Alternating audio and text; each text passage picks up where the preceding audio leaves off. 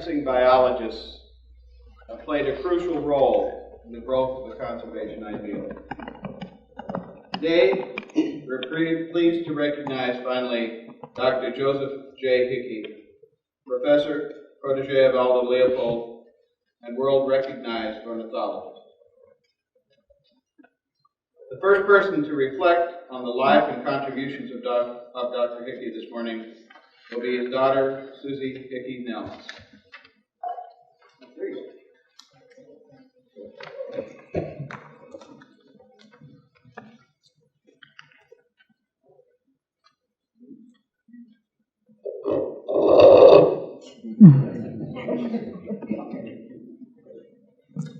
It's very humbling to receive this honor on my dad's behalf and to sift through the chapters of his life to select which stories to tell you today. Dad's boyhood in the Bronx is a good beginning because it was there that a love of nature was inspired and scientific curiosity began to grow. Dad's early interest in birds was sparked by his Boy Scout leader. To see native birds alive, one either climbed up in a tree and waited for a bird to land, or went to the zoo and looked at cages. At the Bronx Park Zoo, he found other boys doing the same thing. Our turning point came at age 14, when on one such zoo visit, the boys encountered a gentleman watching chickadees through a pair of opera glasses. The boys quizzed him for 2 hours and came away with suggestions on where to find birds around New York City. Now they at least knew that birding was not just a sport for kids. The appearance in 1923 of a book on the region's birds focused the boys' attention on a professional group, the Linnaean Society, which met twice a month in a small room of the American Museum of Natural History. Excuse me. The boys sat in the back and listened in awe to the book's author, Ludlow Griscom. Then, blessed with all kinds of time after school, they set out to break the book's records on the departures and arrivals of birds in the region. The boys soon formed their own small bird club, the Bronx County Bird Club, or BCBC for short. Meetings were held in an attic and formal minutes were kept. The teenagers had a plan. They set out to make a concentrated assault on the published records of birds in the region. They also organized a carefully planned Christmas bird count, which soon produced the biggest lists in the Northeast, competing with famous bird-watching spots like Cape May. They had a lot of fun. In their outings, the BCBC gang encountered another youngster who was from nearby Jamestown. They adopted him into their group and enjoyed the sketches he used to make to help identify birds from a distance. In 1930, a fellow birdwatcher saw these sketches and urged the artist to collect the drawings and try to get them published. 5 publishers turned the idea down, the 5th one accepted it. The artist, Roger Torrey Peterson, and the book, A Field Guide to the Birds, would turn birdwatching into a super sport. Following college at New York University, Dad got a job with an electricity company, but spent lunch hours talking birds with staff members from the nearby Audubon Society. One would later introduce him to Aldo Leopold, and one would become my mother. Another mile marker in Dad's career came at the same time in the form of a semi-private seminar run at the American Museum for Businessmen. Set up as a journal club, Ernst Mayr gave reviews of scientific literature, then began encouraging participants to do their own. Bird finding and identifying thus took a turn into bird study. Mayr believed that every scientist ought to have a problem or a study to be worked on systematically and thoroughly. Dad recalls laughing at first at this new way of thinking, but the records he was already writing in journals sitting on the counter out there would later become the basis for his own problem, the effects of DDT on wildlife. About this time, Dad was introduced to Aldo Leopold at a chance meeting in New York. A year later, 1941, Aldo wrote to Dad and offered him a graduate research project studying stream erosion in southwest Wisconsin. The letter added, quote, "I suspect we could sneak in some ecological research in the course of the physician's travels, and if you are interested, I would rather have your intelligence than most people's training." The offer, accepted, was another turning point in Dad's life. The job led to a rich but short opportunity to work with and learn from Aldo and an academic position at the University of Wisconsin. Stan Temple will tell of some of my father's scientific and research accomplishments after coming here, and I will share two other ways in which he left his mark. The first was his book, A Guide to Birdwatching, published in 1943. Roger Peterson had this to say about it. "Someone has aptly said," this is Roger speaking, "that Joe Hickey's book carries on where Peterson's field guide leaves off. After you have learned the names of birds, if you are a thoughtful person, you become interested in their way of life, travels, ecology, population, psychology, or whatever teases your curiosity. Hickey takes you by the hand and shows you that bird study need not stop when you can no longer add new birds to your list, but can last a lifetime." Dad's book of bird study, Suggestions and Stories, closes with the observation that because bird watchers are often the first to observe downward trends in bird numbers, they represent the eyes of the conservation movement. He advised individual involvement, cooperation between diverse interest groups, community action, and adopting the broad perspective that change happens slowly. Conservation, he wrote, is the product of intelligence times persistence. In the 2 decades after this book was written, Dad's influence came in another way through his teaching. His teaching style was a bit different. Museum specimens were laid out on a table in front of the classroom, and bird calls were playing as student files into their seats. So that students could really listen to and think about what he was saying, he typed up and handed out all lecture notes before each class. The lecture usually consisted of a slideshow, photos, and commentary.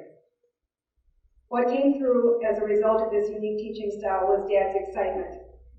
For majors, that excitement was a foundation for their own careers. Non-majors received the biggest gift because they left with a love of nature and a concern for the environment. Many students took the time to tell Dad how much his classes meant to him. Here is part of a letter Dad received from one of them, John Gates.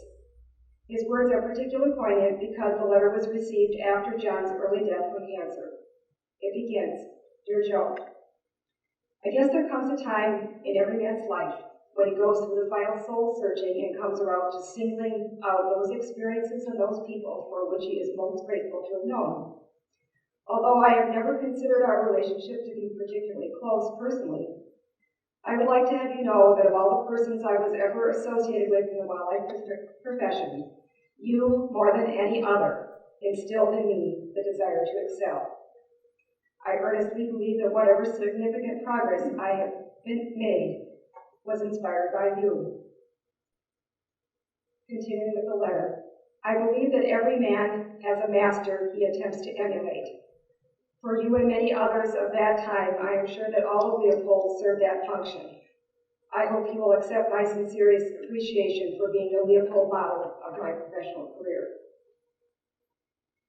It is very fitting that today, Dad now joins Aldo Leopold and so many other outstanding recipients in the Wisconsin Conservation Hall of Fame.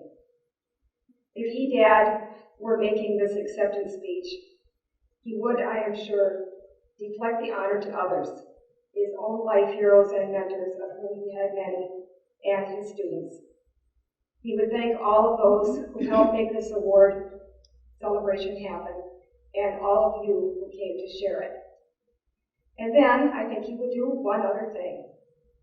As someone who loved speaking before a crowd, he could not resist the chance to weave in something to make people smile, or to change an event from serious to lighthearted. After accepting the Audubon Medal in 1984, he led the audience through several choruses of a favorite song. In that spirit, I would like to let my dad share a poem he wrote in the 1920s. Please welcome Joe Hickey. And finally, I think I'll close with another one from my youth called, I guess, Spring and Flushing. There's a redwing in my yard, puffing up and singing hard. Midst the starlings dim, his loping sounds carry me off to some swampy grounds, where no doubt he'll meet his bride and puff some more and sing with pride. The male may take a wife or two, for redwings do know how to woo. The female birds will do all work, and incubation never shirk. So the male can puff and loudly sing all through the carefree days of spring. While here am I, a bachelor still, with not half of the redwing's will, halfway through the span of life, and I haven't even got one wife. Now, if I were born a boat-tailed graphic, my friends would really hear me cackle. For boat-tails often have 5 lives, and evidently lead full lives. But they steal eggs, which isn't nice, and they doubtless must be full of lice. This is the way I rationalize, as you can readily realize. Oh, I'm fairly content with the state I'm in, but I'm not half the bird I might have been.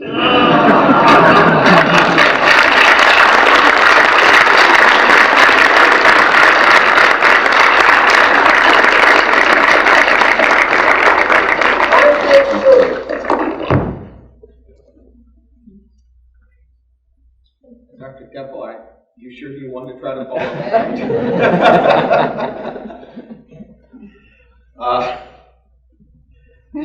Thank you very much. Now for a different picture, we've asked former colleague in Madison, Dr. Stanley Temple, to come and share his experiences in working with Dr. Hickey.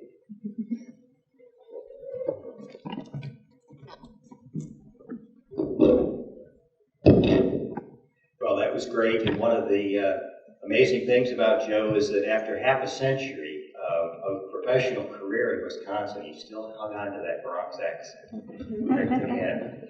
Joe's professional career obviously does correspond with his time in Wisconsin. As Susie said, it happened quite by chance at a cocktail party in New York City when he was introduced to Aldo Leopold. I suspect for those of us who knew Joe personally, you might have guessed that there may have been a perfect Manhattan involved in the session. But Joe did come to the University of Wisconsin to be Leopold's students, and obviously at that point the two formed a very special bond. That bond, of course, was most revealed when Leopold essentially handpicked his successor. When Joe had finished his PhD work at the University of Michigan, Leopold invited him to come back to Wisconsin to be the second member of his department. Little did Joe know, however, that in less than 3 months, Aldo Leopold would die, and Joe would once again be the head of a single-person department. At that point, Joe's major contributions started to accumulate very quickly. And as one of his very first contributions, for which all of us will eternally be grateful, he led the group that published a Sand County Almanac posthumously. The book had been accepted for publication the year before Leopold's death, but it was basically through Joe Hickey's guidance that the book eventually was published. Joe's accomplishments as a conservation scientist are many. I'll summarize them in a couple of areas that any one of which would have distinguished him enough to deserve the type of recognition he's receiving today. Joe was very much involved in publishing and shared conservation wisdom wisely. He was a researcher. As an academic scientist, he was expected to be at the cutting edge of his profession. He also provided great service to the conservation community at large, and perhaps that may be what he is best known for. As an educator, as Susie documented, he was inspirational to literally thousands of students who took his courses. There's an interesting thing if we look back at the history of all of these accomplishments, and that is that throughout all of them runs the absolute solid theme of good, solid, scientifically based conservation. If you look at his publication record, it is filled with important publications that had pivotal, often significance in the field. His 1943 Field Guide to Bird Watching started essentially a new era in which bird watching became more than simply ticking off birds on a list. It began essentially the era in which amateur ornithologists would make significant contributions toward the science of ornithology. And it was basically this book that led the way. This was certainly my first contact with Joe Hickey when I was 10 years old. An uncle gave me a copy of the book, and after he had read it, suggested that there was probably a possibility that I could make a career out of bird watching that had fascinated me as a boy. The publication of Sand County Almanac obviously was pivotal in 20th century conservation, and Joe clearly played a major role in getting that book out. But the book that probably most characterized his contribution to the field of conservation was the book that he edited after his 1965 symposium on peregrine falcons. Peregrine falcons were at the time in deep trouble because of problems of DDT, and Joe's book was one of the really pivotal publications that did a number of things. It propelled the peregrine falcon into being a sort of an icon for modern conservation, but it was also very important in mustering the evidence that would eventually lead to the banning of DDT. Joe was also, throughout his career, an editor, and from even before his Wisconsin years, he was involved in making sure that the literature in ecology and conservation was well written. And for any of us who had to deal with him as an editor, we know that he took this work very seriously. He edited the Proceedings of the Linnaean Society, the group that he had first become involved with in New York. He edited an International Ornithological Congress, which is the once every 4 years meeting of ornithologists from around the world. And perhaps most importantly, he edited the lead journal in his field, the Journal of Wildlife Management. I know he took particular pride that during the years that he was editing the Journal of Wildlife Management, the average page count per article was as low as it had ever been in the journal's history, indicating in his pride that he was a good, tight editor and didn't let authors get away with too many excess words. His publications obviously were important, but his contributions as a researcher were also very important. His major contributions in research started out actually more as a hobby. During his years in New York, he decided to do an inventory of peregrine falcon nesting sites around the United States, which at the time there was no urgency associated with. Peregrine falcons were thriving and at that time just moving into New York City to nest on skyscrapers, and indeed not a bird that was of any conservation significance whatsoever. But Joe did a very characteristically thorough job of documenting all the places in the United States where peregrine falcons had been known to nest. It was, I suppose, at the time a great excuse to go out on field trips around the country. Little did he recognize that that work would later be essentially the groundwork for documenting how peregrine falcons had declined during the DDT era. His PhD work at the University of Michigan was extraordinarily important for its time. Bird banding had become a very major enterprise, both of professional biologists and amateurs. But up until Joe's contributions, no one had really recognized how those data that came from bird banding studies could be used to good advantage in ecological studies. They were useful for figuring out how far birds might fly, how long they lived, but Joe's genius, really, and it came from some of his prior training as an actuarial, that he was able to figure out that there were ways that you could actually calculate survival rates for birds from bird banding data. And his PhD work is considered to be a classic study in how to use the results of bird banding studies. His breakthrough publications, though, that really propelled him as a researcher, came in the early 1950s, and as you might guess, it came essentially out of birdwatching. Birdwatching, in this case, on the UW-Madison campus, in which he noted very early on in the 1950s that there was a terrible aftermath of the attempts to save the elm trees on Bascom Hill. The spraying of those elm trees with DDT resulted very soon thereafter in lots of dead robins on campus.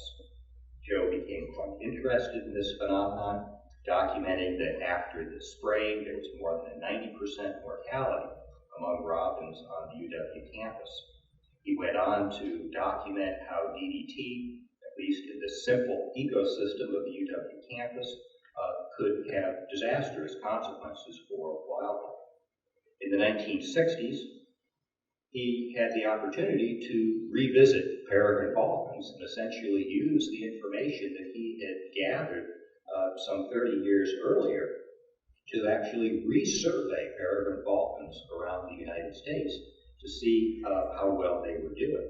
The results were alarming, to say the least. The eastern United States, where there had previously been hundreds of pairs of nesting peregrine falcons, in 1963, when Joe initiated the resurveying of the region, not a single bird could be found. And alarmed by not only that information, but information that other biologists around the world were finding about peregrine falcons and other birds of prey, in 1965, Joe organized an international conference to try to make some sense out of what was happening to birds of prey around the world. Out of that, of course, came the recognition that the common denominator in all of these declines were chlorinated hydrocarbon pesticides like DDT. At that point, Joe had not been particularly noted as an environmental activist. But these findings and the fact that he was in a position of some leadership and respect sort of propelled him into the battles for banning DDT.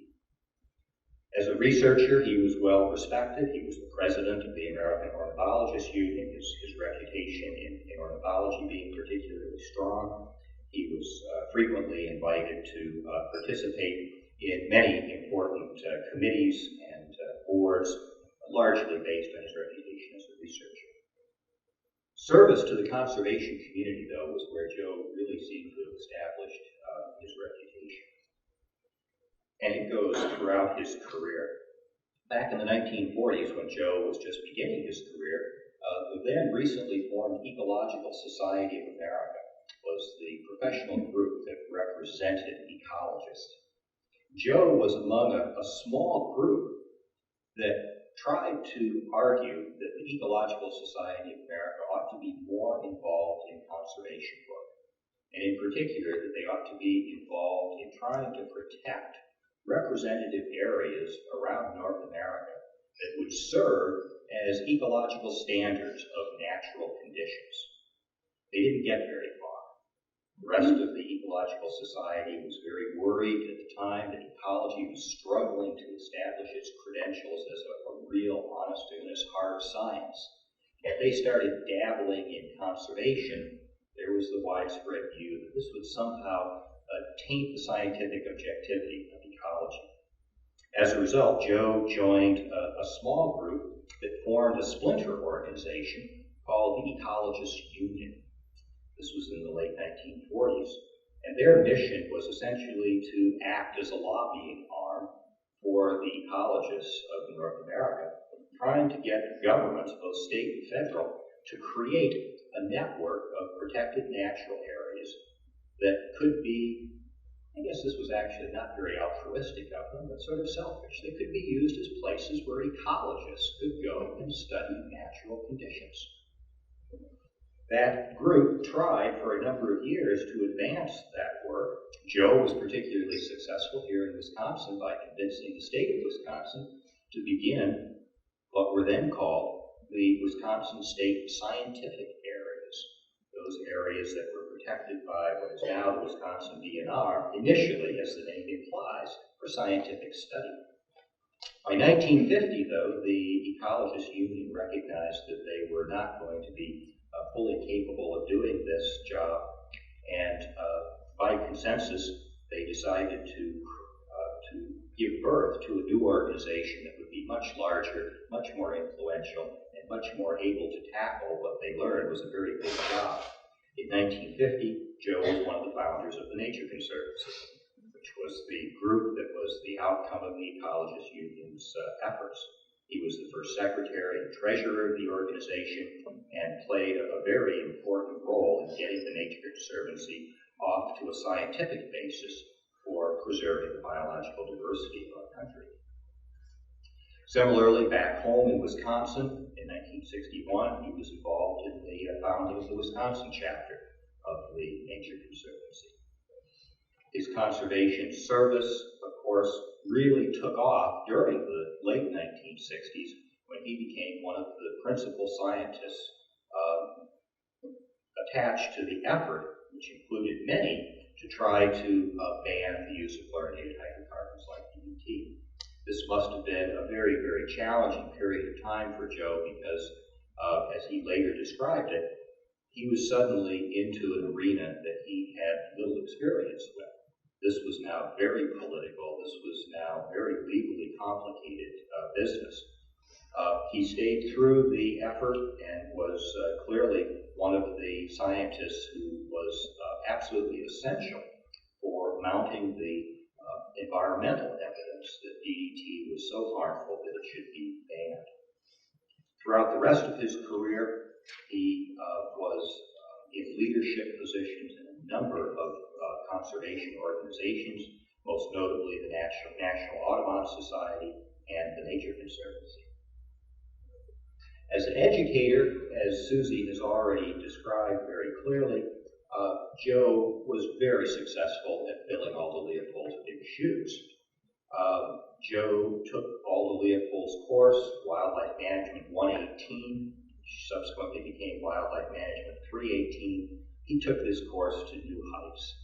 Over the 29 years that he taught the course, literally thousands of students, most of them non-majors, took the course and were inspired to be concerned about the environment.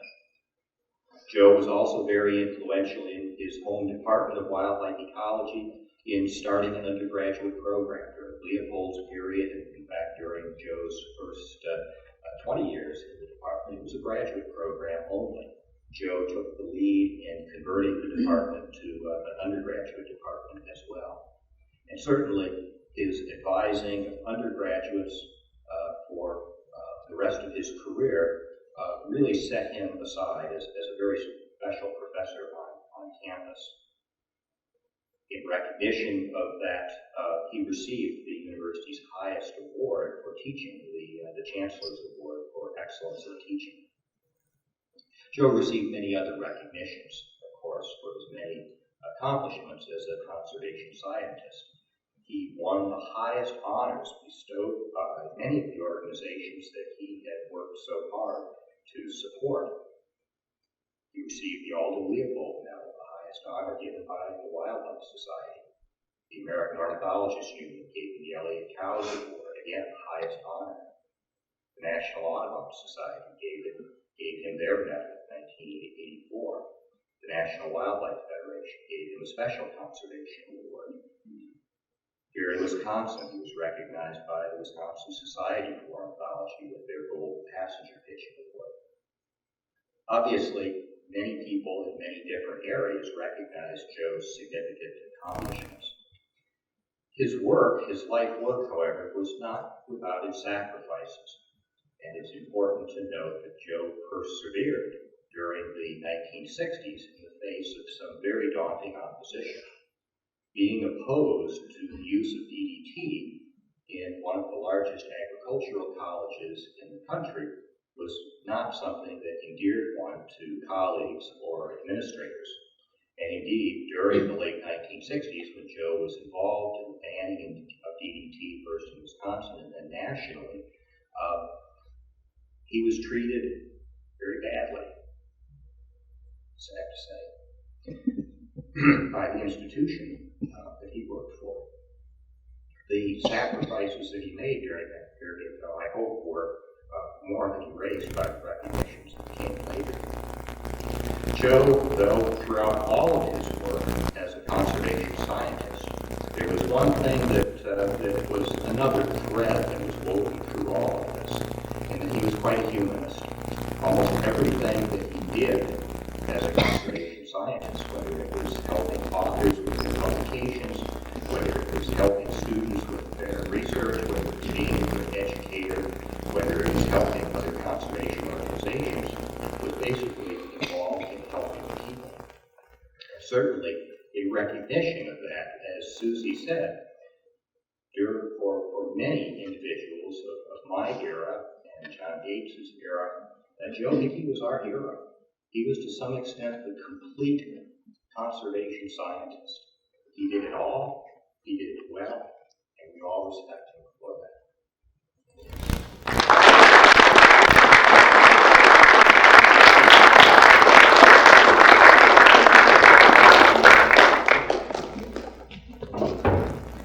Thank you. Now, if you'll join me over there, and while Kevin does this thing.